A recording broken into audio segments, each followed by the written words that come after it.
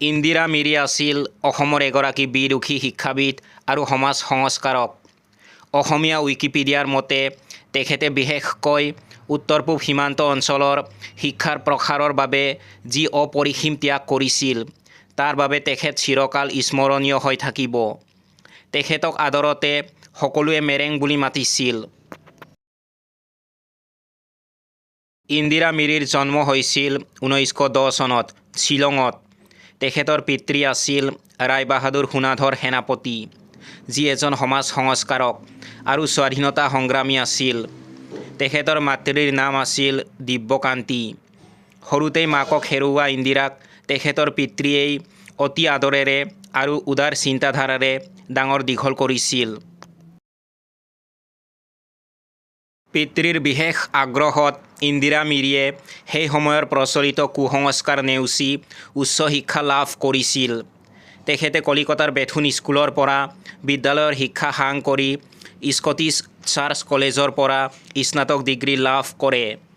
গুৱাহাটীৰ Saint marriage কলেজৰ পৰা BT ডিগ্ৰী লাভ কৰাৰ পিছত তেখেতে চৰকাৰী জলপানীৰে আহমেদাবাদত মেৰিয়াম মণ্টেশ্বৰীৰ ওচৰত মণ্টেশ্বৰী শিক্ষাৰ প্ৰশিক্ষণ লয়। পৰৱৰ্তী সময়ত তেখেতে এডিনবৰা বিশ্ববিদ্যালয়ৰ পৰা স্নাতকোত্তৰ ডিগ্ৰী আৰু অক্সফৰ্ড বিশ্ববিদ্যালয়ত বিশেষ প্ৰশিক্ষণ গ্ৰহণ কৰিছিল। তেখেতৰ কৰ্মজীৱন আছিল প্ৰত্যাহ্বান আৰু সেৱাৰে ভৰা।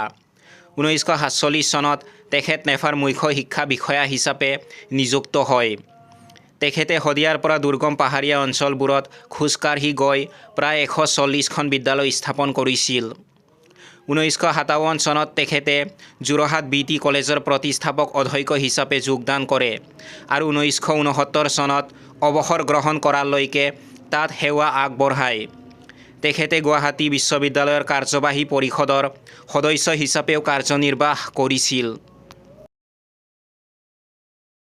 ইন্দিৰা মিৰিৰ বিবাহ হৈছিল কাজিৰঙাৰ বিখ্যাত বন বিষয়া মহিচন্দ্ৰ মিৰিৰ সৈতে। মাত্ৰ 7 বছৰ বিবাহিত জীৱন কটোৱাৰ পিছত 1939 চনত স্বামীৰ অকাল মৃত্যু হয়।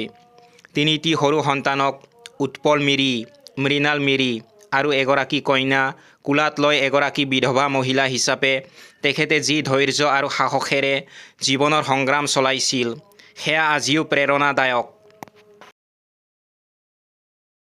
সমাজ তথা শিক্ষা ব্যৱস্থালৈ আগবঢ়োৱা অনবদ্য অৱদানৰ বাবে তেখেতে লাভ কৰা কেইটামান উল্লেখযোগ্য সন্মান হ'ল: ভাৰত চৰকাৰৰ পৰা 1977 চনত লাভ কৰা পদ্মশ্ৰী বঁটা, 1977 চনত ডিব্ৰুগড় বিশ্ববিদ্যালয়ৰ পৰা প্ৰদান কৰা সন্মানীয় D.Litt উপাধি, 2004 চনত মৰণোত্তৰভাৱে আগবঢ়োৱা শ্ৰীমন্ত শংকৰদেৱ বঁটা। অসমীয়া সাহিত্যিক অনুৰাধা শৰ্মা পূজাৰীৰ জনপ্ৰিয় উপন্যাস মেৰেং ইন্দিৰা মিৰিৰ জীৱনৰ আধাৰতে ৰচিত। 2004 চনৰ 5 ছেপ্টেম্বৰত 94 বছৰ বয়সত তেখেতে শেষ নিশ্বাস ত্যাগ কৰে।